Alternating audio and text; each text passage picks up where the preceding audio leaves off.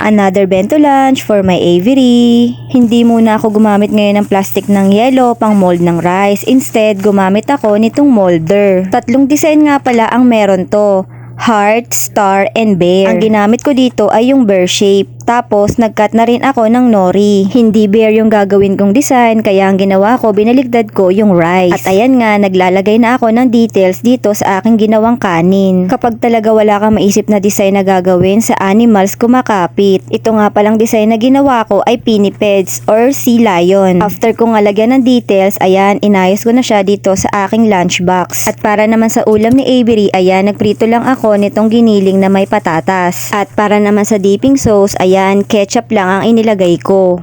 At para naman sa dagdag baon pa ni Madam, naglagay lang ako nitong Whoopie Strawberry Mallows Cake. Naglagay din ako nitong sliced apples. And then, naglagay lang ako nitong mga bento picks para naman may design. At ayan, ito nga pala ang bento lunch ni Avery for today. Hanggang dito na lang. Bye!